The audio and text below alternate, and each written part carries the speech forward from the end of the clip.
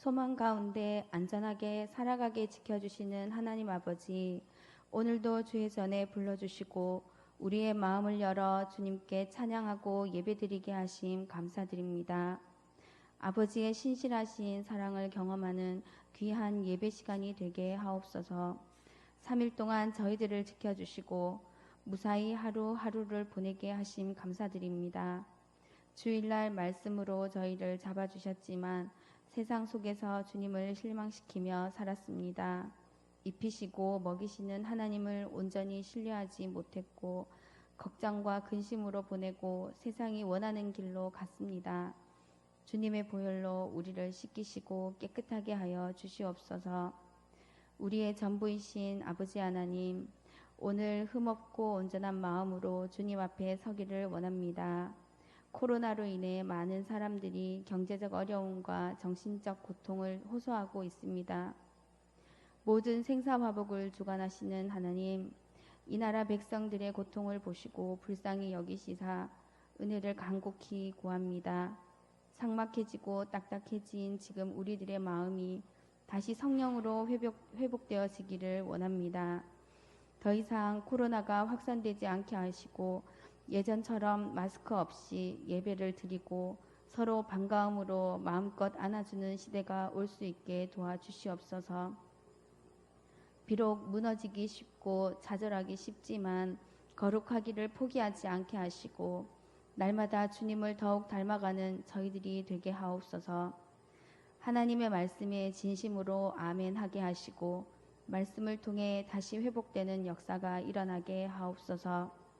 세상의 이익과 욕망을 버리고 늘 주님의 음성을 듣고 선한 양심으로 살아가기를 원합니다. 우리에게 주어진 일상을 헛되이 보내지 않고 하나님 나라를 위하여 사용할 수 있게 하시옵소서. 말씀 전하실 목사님께 성령으로 충만하게 하시고 함께 예배하며 기도하는 성도들에게 성령의 충만을 허락하사 주의 능력이 임하는 시간이 되기를 원합니다. 함께하여 주시는 예수님의 이름으로 기도드립니다. 아멘.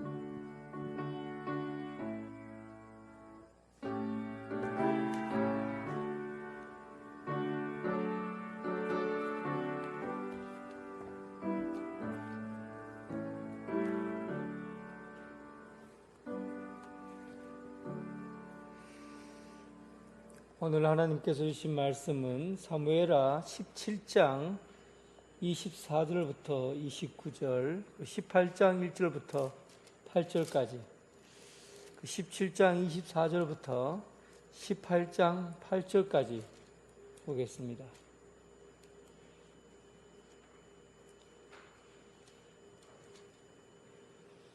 하나님의 말씀 사무엘하 17장 24절부터 18장 8절까지, 17장 24절부터 보겠습니다. 이에 다윗은 마하나임에 이르고 압살롬은 모든 이스라엘 사람과 함께 요단을 건너니라.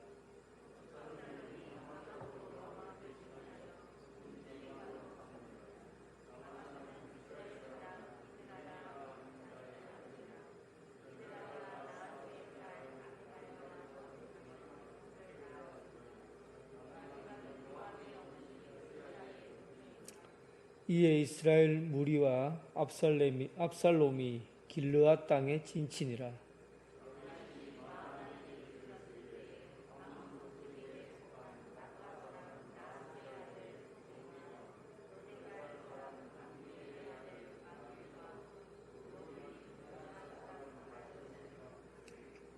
침상과 대야와 질그릇과 밀과 보리와 밀가루와 볶은 곡식과 콩과 팥과 볶은 녹두와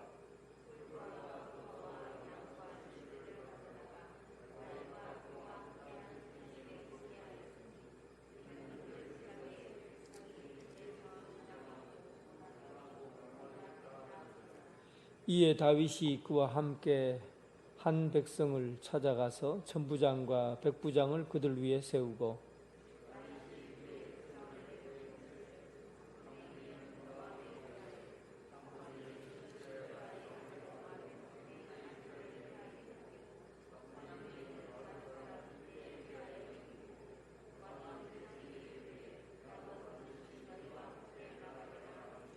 백성들이 이르되 왕은 나가지 마소서. 우리가 도망할지라도 그들은 우리에게 마음을 쓰지 아니할 터이요 우리가 절반이나 죽을지라도 우리에게 마음을 쓰지 아니할 터이라. 왕은 우리 10,000명보다 중하오니 왕은 성읍에 계시다가 우리를 도우심이 좋으니이다 하니라.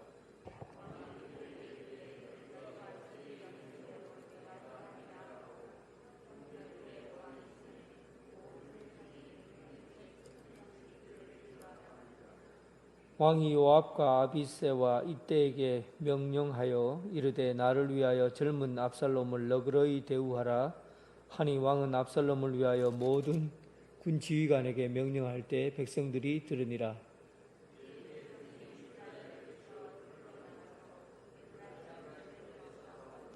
거기서 이스라엘 백성이 다윗의 부하들에게 패하매 그날 그곳에서 전사자가 많아 20,000명에 이르렀고 그 땅에서 죽은 자가 칼에 죽은 자보다 많았더라. 아멘. 예, 오늘은 그 9절부터 15절까지 계속 이어서 나중에 본문 내용을 보도록 하겠습니다. 압살롬에게는 2명의 유명한 책사가 있었습니다. 지난주에 한 얘기예요. 아히도벨 기억나십니까? 아히도벨은 나에게 군사 20,000명만 12,000명을 주세요. 그러면 내가 이 군사 특공대 12,000명을 데리고 다윗을 추격하여 다윗이 요단강을 건너기 전에 그를 따라잡을 겁니다. 그리고는 다윗이 이 요단강을 건너고 나면 이 요단 동쪽으로는 산세도 험하고 또 사람들 잡기가 상당히 어려우니까 요단강을 건너기 전에 잡아야 됩니다. 그래서 아히도벨은 압살롬에게 아주 중요한 비책을 내놓았죠. 그런데 또 하나의 숨은 책사 후세 기억나시죠? 다윗이 숨겨놓은 책사 후세에게, 그리고는 후세에게 물어봤습니다. 우리가 어떻게 해야 되느냐 하니까 당장 쳐들어가는 것은 다윗을 너무 얕보기 때문이다. 다윗은 지금 굴 속에 숨어 있지 백성들하고 같이 있지 않는다. 굴 속에 숨어 있으면서 우리가 오는 길에 딱 숨어 있다가 기습해서 그리고 우리의 약점을 노리고 우리를 전쟁을 일으키게 되면 그럼 우리 12,000명의 사람들이 그 기습작전에 몰려서 다 몰살당하게 될 거다. 그러면 전쟁을 한번 붙어보기도 전에 끝나니까 그러지 말고 많이 백성들을 모아라. 군인들을 많이 모아갖고 벌떼처럼 군인들을 모아서 백성들을 모아서 그리고는 쳐들어가서 한꺼번에 이기도록 하는 게 좋겠다. 이렇게 후세의 이 의견을 들어보니까 압살롬이 들어보니까 이 아히도벨보다가 후세의 이야기가 훨씬 더 귀에 쏙 들어왔어요. 안전하면서 왕의 기풍을 왕의 위엄을 보일 수 있는 많은 백성들이 나를 따르고 있다라는 그런 왕의 위엄을 보일 수 있는 그런 계책이었어요. 그래서 아히도벨의 비책보다는 숨은 책사였던 후세의 이야기를 듣게 됩니다. 지난번에 우리가 그때 보고 이제 잠깐 제가 언급하고 넘어갔었는데 후세는 비밀리 이 일을 알고는 비밀리에 다윗 왕에게 아히마아스와 요나단을 보내어서 이 사건을 전달하도록 합니다. 그들은 우물 속에 잠깐 숨어 있다가 극적으로 도망하여 다윗에게 정보를 전달했고, 반면에 아히도벨은 자신의 작전이 채택되지 않았다는 것을 알고 고향으로 돌아가서 조용히 목숨을 끊습니다. 여러분, 이 아히도벨의 이 판단을 한번 보세요. 아히도벨은 자기가 선택한 것이 채택되지 않았다라는 것 때문에 무거운 책임감을 가졌어요. 그러니까 리더, 지도자라는 것은 선택에 있어서 굉장히 신중해야 됩니다. 지도자가 뭔가를 선택할 경우에는 그 선택의 무게감이 굉장합니다. 본인이 선택한 그 결과로 인해서 나라가 망할 수도 있다는 거죠. 그래서 아히도벨은 자기가 선택한 것이 채택되지 않았다는 것을 알고 그리고는 자기의 생명을 바꾸어 버립니다. 우리가 어떤 일을 선택하는 것, 우리는 가볍게 생각하지만 어떤 일을 선택하는 것이 절대 가벼운 일이 아닙니다. 무거운 책임감을 가지고 선택해야 됩니다. 그래서 지도자의 자리라는 것이 그만큼 무거운 자리예요. 쉽게 선택할 수 있는 게 아니에요. A라는 것과 B라는 것을 선택할 때는 언제나 거기에 대한 내가 책임을 져야 된다라는 그런 무거운 결단을 가지고 해야 된다는 것입니다. 다윗은 아히마아스와 요나단의 이야기를 듣고 후세의 계책을 듣고는 그리고는 요단강을 그날 밤에 요단강 나루터에서 잠을 자고 가야 되는데 잠을 자지 않고 강을 건너서 그리고 동쪽에서부터 북쪽까지 동북쪽으로 그리고 끊임없이 올라가서 마하나임이라는 곳에 도착해서 짐을 풀게 됩니다. 그 무렵 압살롬은 이스라엘의 많은 용병 군인들을 불러 모았어요.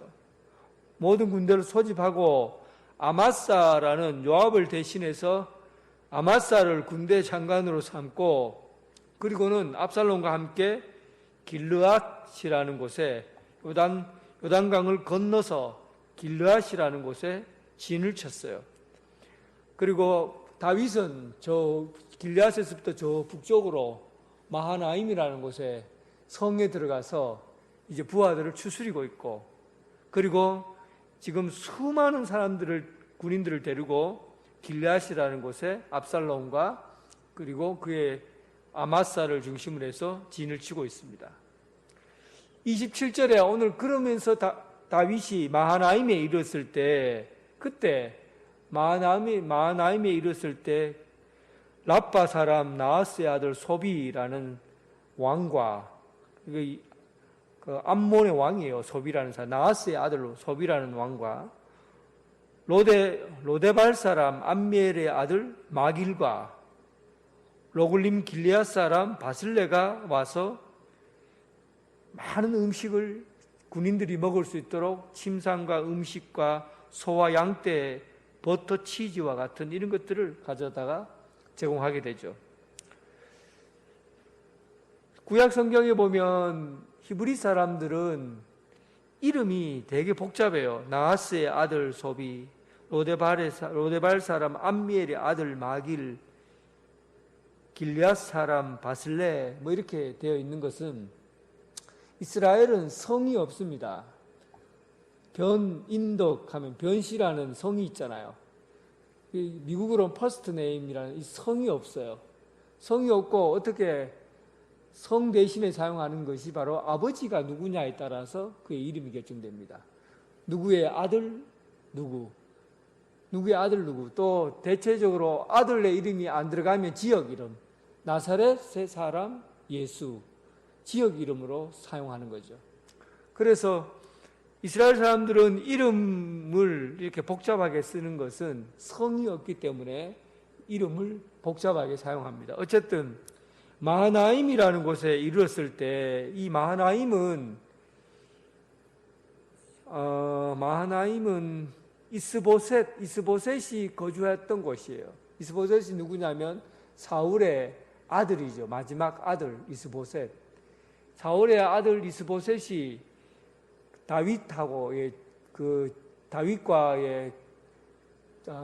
다윗과의 경쟁 구도로 있을 때 다윗이 헤브론에서 왕이 되고 이스보셋이 북쪽에서 마하나임에 거주했거든요. 거기가 마하나임입니다. 그곳에서 다윗이 마하나임에 들어가서 몸을 쉬도록 했는데, 그런데 이들에게 찾아온 사람이 나하스의 아들 소비, 마길, 그리고 바르실레, 이 사람들은 엄청난 부자예요.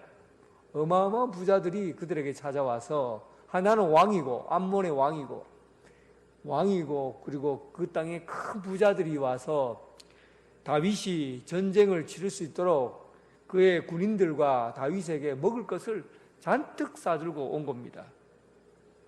이 장면을 보면 다윗이 얼마나 인간관계를 잘 해왔는가를 알 수가 있어요.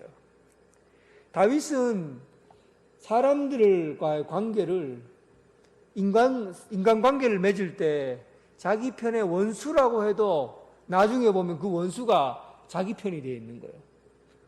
인간관계를 어떻게 하면은 원수처럼 대하던 사람들도 자기 편이 되어 있어요. 다윗 편이 되어 있어요. 한번 보세요. 나하스의 아들이에요.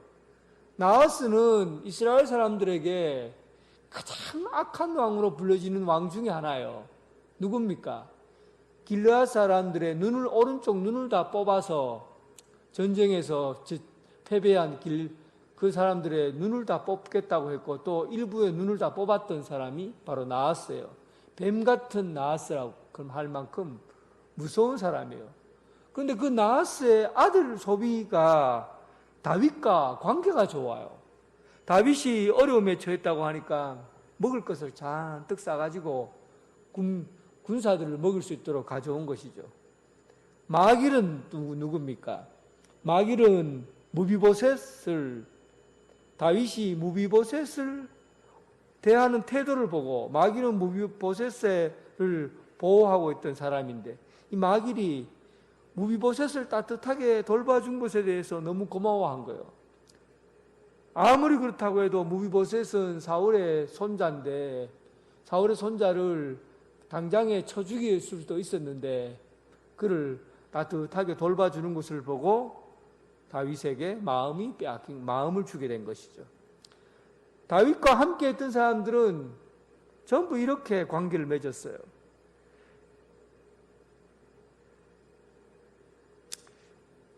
저는 개인적으로 사람과 관계를 굉장히 소중하게 여깁니다. 사람과 관계를 소중하게 여기는데, 제가 친구를 많이 못 사귀는 데는 이유가 있어요. 그러니까 저는 친구를 사귈 때 이런 생각을 한 거죠. 일단은 사람 성격이 좋아야 된다. 그리고 분위기나 이미지나 이런 것들이 괜찮아야 된다. 이런 사람을 친구로 삼잖아요. 그런데 다윗은 그 사람의 성품이 어떤지, 또 이미지나 분위기가 어떤지, 이런 것을 통해서 사람 관계를 하지 않았어요. 사람 관계는 눈에 보이는, 겉으로 보여지는 것을 통해서 우리는 저 사람과 친구하고 싶다, 함께 깊은 사귀어보고 싶다, 이런 마음이 드는데, 다윗은 그러지 않았어요. 다윗은 그 사람의 이미지나 분위기보다는 오히려 다윗이 자비를 베풀고 사랑을 하고, 그리고 그의 마음을 나누어 줌으로 인해서 사람을 얻어요. 특히 여러분들 기억하는 사람, 사울의 아들 이스보셋이 죽었을 때, 군대 장관 아브넬이 죽었을 때, 이스보셋이 죽었을 때 사울의 측근에 있던 사람들에 대해서 얼마나 울면서 통곡했던 그 사건을 기억할 겁니다. 그렇게 해서 북쪽에 있는 이스라엘 사람들을 마음을 얻게 되잖아요. 그가 베푼 자비가 어려움에 처해 있는 사람들에게 큰 위로가 되고, 그리고 큰 도움이 되었다는 겁니다. 그래서 사람은 분위기나 성격으로 가까워지는 것이 아니라 베푼 사랑의 흔적으로 인해서 가까워집니다. 사람과 사람과의 관계를 친밀하게 하는 방법은 그 사람의 좋은 성격과 분위기 때문이 아니에요. 다윗에 의하면 그렇습니다. 사랑의 흔적, 그 사람이 뭔가를 베풀어주고 나누어주고, 그런 사랑의 흔적을 통해서 사람과 사람은 가까워집니다. 여러분들에게 말만 하면 잘 아는 이 사업가 이야기입니다. 아주 우리나라에서 유명한 사업가입니다. 그가 일생에서 가장 행복했을 때가 언제냐 물어보니까 그분이 하는 말이 나는 일생에서 가장 행복했던 때가 피난 6.25 전쟁 때 6.25 전쟁이 터지면서 대구로 피난을 내려왔을 때 그때가 가장 행복했다 그래요. 그때는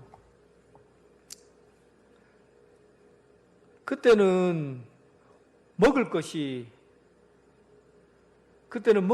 없었고 자기가 중학생 때였는데 가족을 먹이기 위해서 새벽부터 밤늦게까지 신문을 돌리고 신문을 팔고 이렇게 해서 겨우겨우 집에 있는 사람들을 굶주리지 않게 했다는 겁니다. 하루 종일 신문을 팔다가 집에 돌아오면 밥상 위에다가 밥 한 그릇만 딸랑 놓여져 있는 거예요. 그래서 가족 아버지와 그 식구들이 우리는 밥 먹었다, 니만 먹으면 된다 그러더라는 거예요. 밥상에다가 밥 한 그릇만 딱 놔두고는 반찬도 없고 밥 한 그릇만 딱 놔두고는 하는 말이 우리는 지금까지 밥 먹었다, 시큼 먹었으니까 니만 먹으면 된다 하고 그러더라고요. 그거 모르겠어요. 밥 안 먹고 다 굶고 있는 거 다 알지요. 그래서 그 사람 중학생인 그분이 하는 말이 아버지 그리고 형제들에게 저도 바깥에서 신문 돌리다가 배고파서 밥 먹고 왔어요. 그래요. 밥 먹었겠어요? 쫄쫄 굶고 신문 돌리고 그렇게 왔는데 밥 못 먹었죠. 그런데 밥 먹고 왔다고 그래요. 그러면 부모님들 하는 말이 야, 네가 밥 안 먹으면 우리 어떻게 먹고 사노? 네 혼자서 이렇게 일해서 먹고 사는데 니는 꼭 밥 먹어야 된다. 니는 꼭 밥 먹어야 된다 하고는 이구동성으로 니만이라도 밥 먹어라 하고 밥 먹으라고 그런다. 그때 내가 됐다고 말해도 말을 안 듣고 하니까 여러 번 신랑이 끝에 그냥 혼자 들어가서 눈물의 밥을 삼켜 먹는다는 거예요.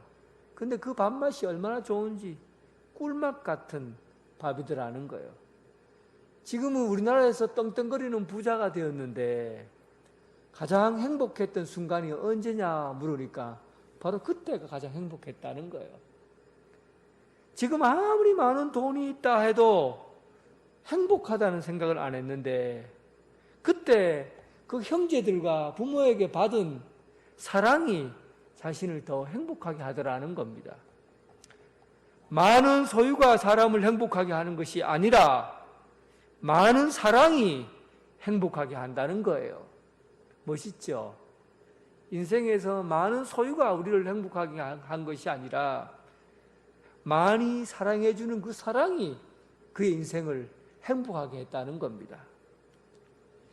사람과 사람이 가까워지는 것, 이 다윗은요, 사람과 사람이 가까워지는 것을 어떤 그 사람의 분위기나 감정이나 성격 가지고 사람을 친구로 사귄 게 아니에요. 사랑을 베푼 거예요. 자비를 베푼 거예요. 긍휼을 베푼 거예요. 그가 사랑을 베푼 흔적, 긍휼을 베푼 흔적, 자비를 베푼 흔적들이 원수라도 자기 편이 되게 된 거예요. 그래서 다윗이 가장 어렵고 힘들 때 다윗이 마하나임에 이르렀을 때 그때 그 땅에 부자라는 사람들이 몰려와서 그와 관계했던 다윗에게 받았던 그 자비와 사랑을 기억하고는 그리고는 다윗에게 아주 오랫동안 먹을 수 있는 군비를 다 제공해 줄 수 있는 그런 사람으로 다가오게 된 겁니다. 사랑하는 성도 여러분, 참 사람과 사람이 가까워져야 합니다. 성도는 아름다운 교제를 통해서 가까워져야 해요. 그런데 겉만 보고 사람을 대해서는 안 됩니다. 그 사람의 분위기나 성격으로 사람을 만나는 게 아니에요. 무엇으로 만나야 됩니까? 사랑의 흔적. 내가 사랑을 베푼 그 흔적으로 만나야 해요. 사랑의 흔적. 그래야 사람이 가까워지고 친밀해지는 겁니다. 사랑의 흔적을 남기는 좋은 관계를 이루어가는 여러분 되시길 주님의 이름으로 축원합니다. 다윗이 마하나임에 도착해서 이제 먹을 것과 군비들은 다 받아놨어요. 그리고는 다윗이 시도한 게 뭐냐면 마하나임에서 조직을 정비했습니다.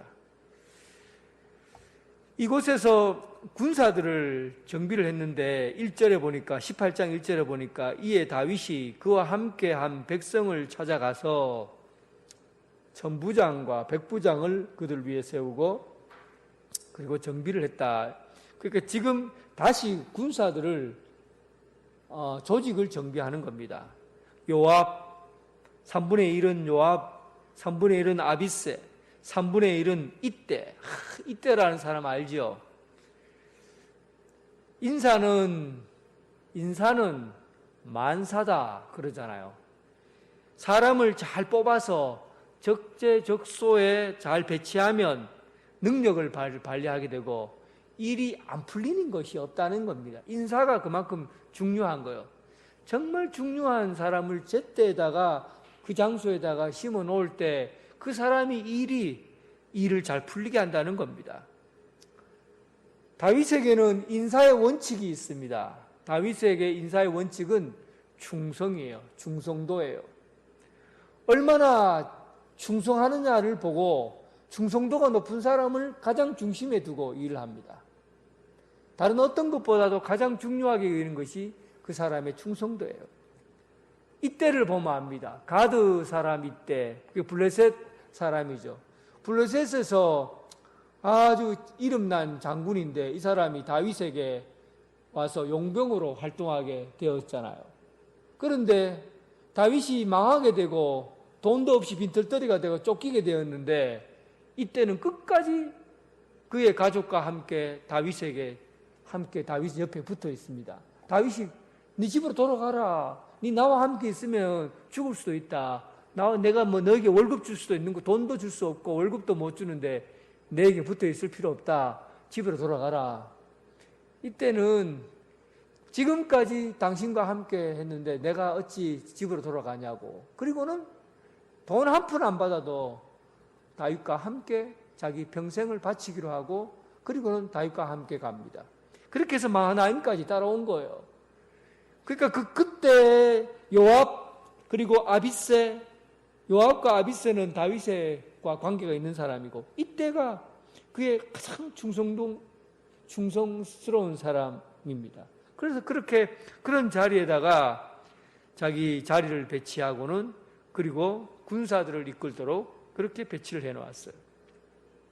그런데 압살롬은 인사의 원칙이 뭡니까? 압살롬은 인사의 원칙이 자기랑 관계가 있는 사람, 특히 다윗을 흔들어 놓을 수 있는 사람을 배치했어요.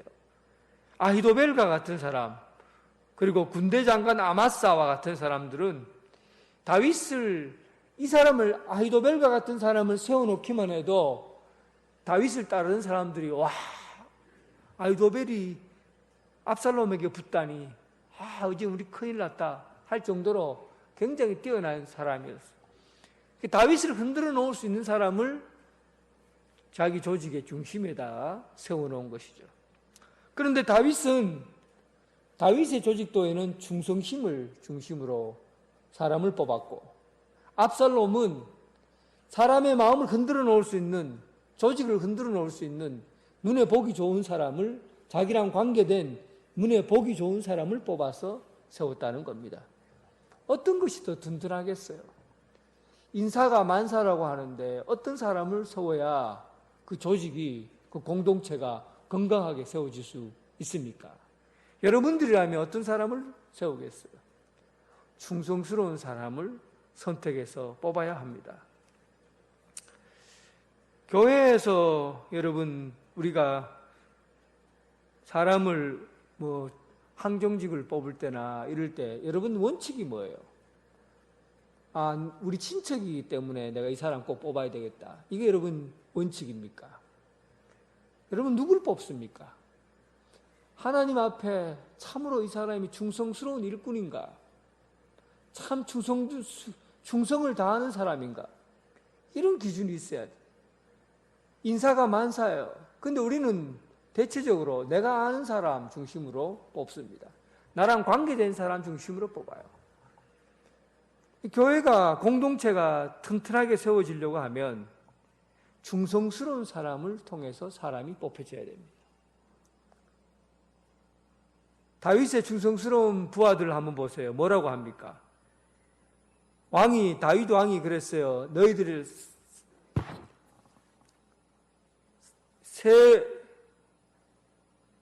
요압 3분의 1, 그리고 아비새 3분의 1, 그리고 이때 3분의 1, 딱 이렇게 해서 군사를 다 배치하고, 그래도 왕인 내가 나이가 이제 60이 되었잖아요.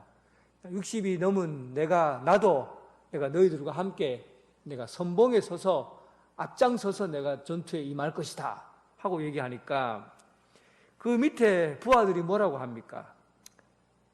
왕이시여, 왕이 우리와 함께 진군하면 안 됩니다.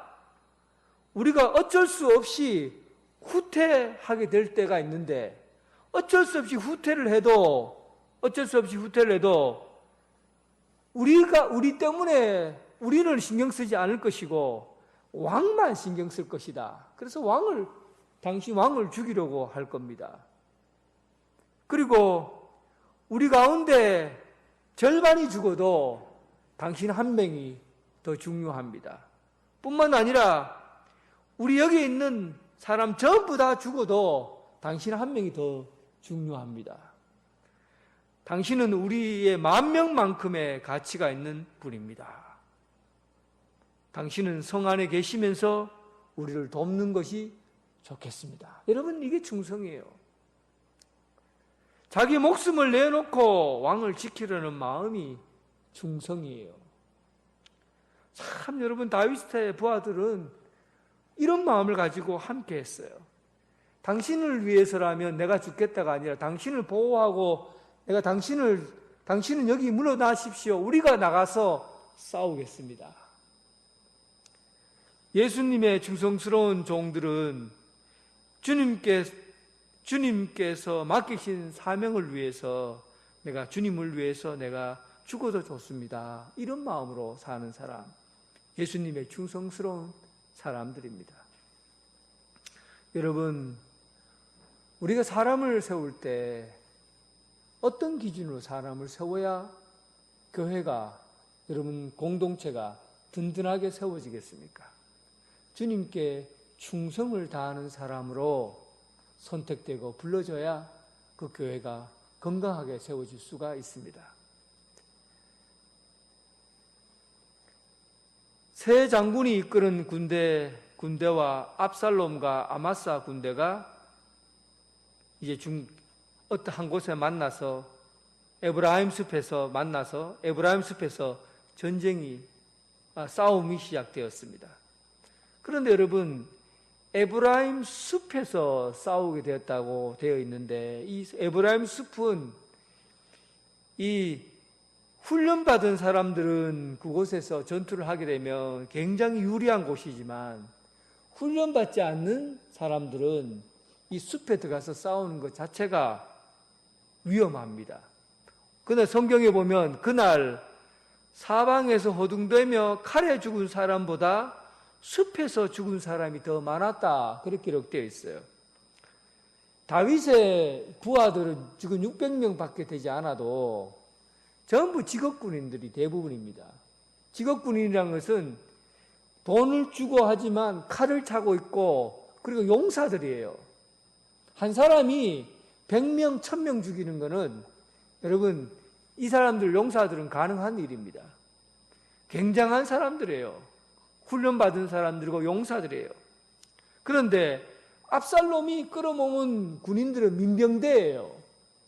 민병대는 이스라엘 사람들이 12지파로 나눠져 있는데, 그 중에서 민병대라는 것은 대부분 남자들 군인으로 소집하게 되면 농사를 짓고 있다가 몽둥이 들고 군대로 들어가는 겁니다. 손에 잡히는 대로 잡고 들어가는 거예요. 칼이 있는 게 아니에요. 이런 사람들 민병대예요. 돌멩이 들고 그리고 작대기 들고 이렇게 모여든 사람들이 민병대입니다. 이런 사람들이 10,000명이 모여 있는들 이 숲에서 평지에서 전투가 벌어졌으면은 아마 훈련받은 군인들이라도 불리할 겁니다. 그런데 이 에브라임 숲에 들어가서 전투가 이루어지면 훈련받은 사람들은 어느 지역에서 어떻게 모여 있어야 전쟁하기가 유리하고 그렇게 다 작전이 있는 거예요. 그러니까 민병대와 정규군하고 싸우게 되면 아무리 숫자가 많아도 싸움이 되질 않는 거죠. 그래서 그날 민병대가 길을 잃어버리고 여기저기로 다니다가 죽어간 사람들이 20,000명이나 되었다. 20,000명이나 되었다. 다윗의 군대는 지형지물을 잘 알고 전술에서도 뛰어났기 때문에 그들과 싸움에서는 이길 수밖에 없었던 겁니다. 결국은 압살롬과 그리고 그의 부하들이 전투에서 큰 패배를 하고 20,000명이 몰살당합니다. 그리고 압살롬은 노새를 타고 왕을 나타내는 노새를 타고 그리고 그런 도망을 치다가 압살롬이 도망을 치다가 큰 상수리나무 가지에다 그의 머리카락이 걸린 거예요. 노새가 말을 타고 가다가 그의 머리카락을 잡아서 머리카락에 나무가 딱 걸려니까 노새는 그냥 그 밑으로 그냥 빠져나가 버리고 그리고는 이 압살롬은 나무에 대롱대롱 매달려 있게 된 것이죠. 나중에 한 군사가 그것을 요압에게 보고하고 그리고 요압에 의해서 그는 죽게 됩니다. 어쨌든 압살롬은 그날 전사하게 되죠. 이 압살롬에게 있어서 그의 아름다움을 상징하는 머리카락이 있어요. 사무엘하 14장 25절에 여러분 기억날 거예요. 압살롬에 대해서 외모와 머리카락에 대해서 어떻게 평가하고 있냐면 사무엘하 14장 25절에 보면 온 이스라엘 가운데 압살롬같이 아름다움으로 크게 칭찬받는 자가 없었다. 발바닥부터 정수리까지 흠이 없었다. 진짜 잘생겼다는 거예요. 발바닥부터 머리카락까지 끝까지 흠이 없을 정도로 잘생긴 청년이었어요.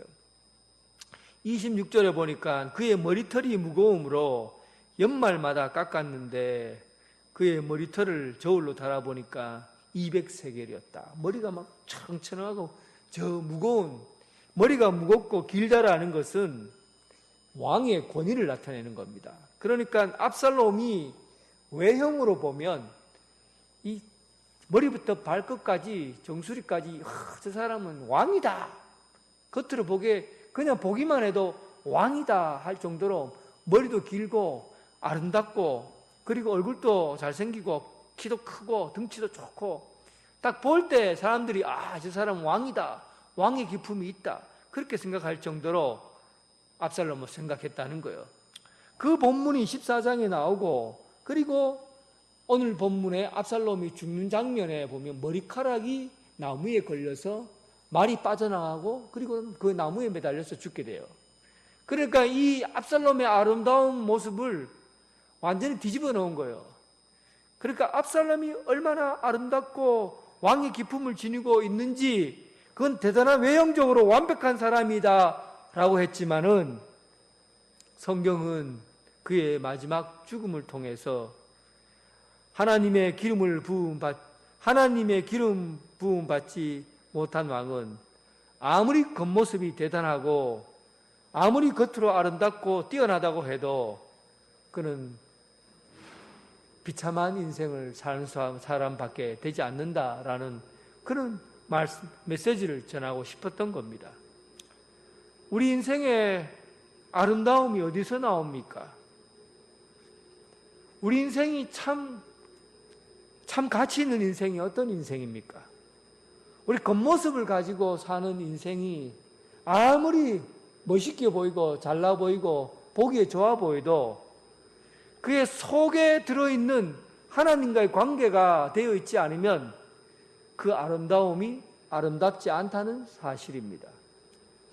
그가 인생의 왕과 같은 그런 기품을 가지고 있어도, 외형이 그런 아름다움을 가지고 있어도 하나님의 기름 부음 받지 않은 인생은, 그 인생은 처참하고 비참한 인생일 수밖에 없다는 것을 우리에게 보여주고 있습니다. 사랑하는 성도 여러분, 여러분 무엇으로 살아가고 싶습니까?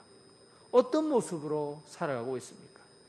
우리 인생의 가장 중요한 것은 나와 하나님과의 관계가 깊은 관계 속에서 있느냐, 그렇지 않느냐가 중요하지. 겉으로 주어진 것들로 통해서 여러분 인생이 결정되지 않는다는 사실입니다. 하나님 앞에서 참으로 아름다운 인생을 사는 것, 그리고 하나님의 이끌림을 받아 사는 사람들은 하나님의 부르심을 받고 그 부르심을 감당할 때 우리의 발걸음이 아름다운 발걸음이 되고 우리의 삶이 하나님이 인도하시는 발걸음으로 살아가게 된다라는 사실을 우리에게 알려주는 겁니다. 오늘 이 말씀을 통해서 여러분 인생의 가장 중요한 하나님이 우리의 삶을 주관하시고 인도하신다는 사실, 거기에 여러분 인생을 내걸 수 있는 그런 발걸음이 되길 주님의 이름으로 축원합니다. 요즘 코로나가 울산에 많은 사람들이, 여러 명의 사람들이 발생을 해서 지금 예배가 축소가 되고, 그리고 이번 주부터는 교회 학교 모임도 비대면으로 그렇게 예배를 하려고 합니다. 또 성도들도 교회에서 한 모임에서 20% 정도만 예배 드릴 수 있도록 그렇게 노회에서 규정이 내려왔습니다. 오늘 기도 시간도 큰 소리로 기도하지 않고 제가 그냥 기도하고 그렇게 마치도록 하겠습니다. 기도드리겠습니다. 하나님 아버지, 참으로 우리가 바라던 세상이 참으로 답답하고 어려운 현실로 가고 있습니다. 곧 끝나겠지 하는데 벌써 1년이 다 돼가도록 우리 눈앞에 보이는 현실은 더 깜깜하기만 합니다. 이제 곧 백신이 발견이 되고 또 많은 사람들에게 나눠지게 되고 하면 곧 잠잠해지겠지 하는 그런 기대를 갖고 있습니다. 그러나 하나님 아버지, 그 무엇보다도 신앙에 의해서 우리가 흔들리지 않도록 믿음을 세워 주시옵소서. 이렇게 어렵고 힘든 과정일수록 하나님을 향한 믿음이 더 가까이, 하나님 앞에 더 가까이 가는 믿음을 잃지 않도록 도와주시옵소서. 또 교회 학교를 통해서 우리가 함께 모여 예배 드려야 되는 그 아름다운 시간들을 비대면으로 예배 드리는 그런 어려운 처지에 놓여지게 되었습니다. 교회 학교 교육이 참으로 중요한데 이렇게 코로나19로 인해서 예배가 축소되고 사람과의 만남과 거리감을 두고 예배를 드려야 되는 이런 어려운 현실이 우리에게 주어져 있습니다. 그럼에도 불구하고 하나님을 경배하며 하나님께 영광 돌리는 이 일을 우리 인생의 가장 중요한 목적으로 삼게 하여 주시옵소서. 겉으로 보기에 좋은 아름다운 모습으로 믿음 생활하는 것이 아니라 날마다 속사람이 자라가고 하나님과 깊은 관계 속에서 믿음을 키워가게 하여 주시옵소서. 사람을 세울 때도 하나님 돌봐주셔서 충성되이 일하는 일꾼들을 뽑게 해주시고 주님의 사역을 잘 감당하는 그런 아름다운 공동체 되게 하여 주시옵소서. 아버지 하나님, 많은 소유가 우리를 행복하게 하는 것이 아니라 많은 사랑이 행복하게 합니다. 사람과 사람, 성도와 성도와의 관계를 서로 사랑하고 사랑을 나누어 줌으로 성도 간의 아름다운 교제가 있는 그런 공동체 되게 하여 주옵소서. 예수님 이름으로 기도드립니다. 아멘.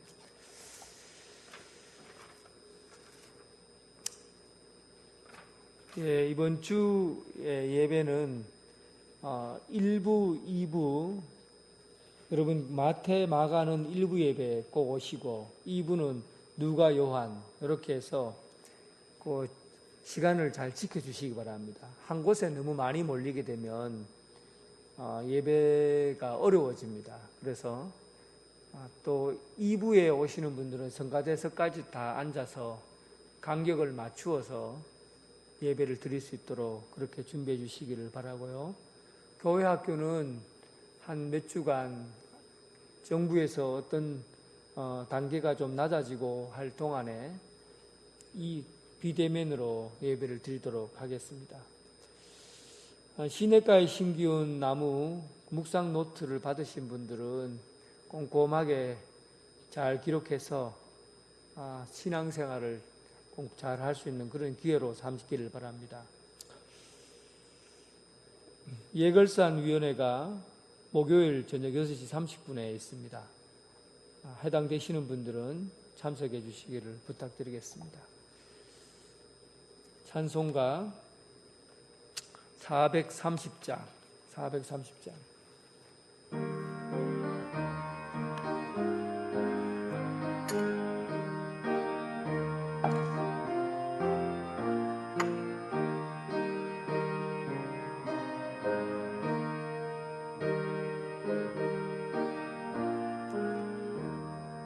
주와 같이 길 가는 것 즐거운 일 아닌가.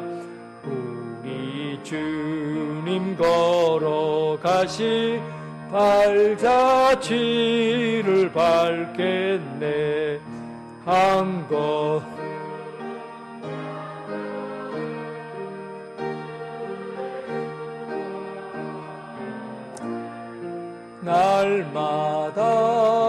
날마다 우리 걸어가리. 어린아이 같은 우리 미련하고 약하나 주의 손에 이끌리어 생명길로 가겠네. 한 걸음 한 걸음 주 예수와 함께 날마다 우리 걸어가리. 꽃이 피는 들판이나 험한 골짜기라도 주가 인도하는 주와 같이 가겠네. 한 걸음 주 예수와 함께 날마다 우리 걸어가리. 옛 선지자 에녹같이 우리들도 천국에 들려 올라갈 때까지 주와 같이 걷겠네. 한 걸음 주 예수와 함께 날마다 우리 걸어가리.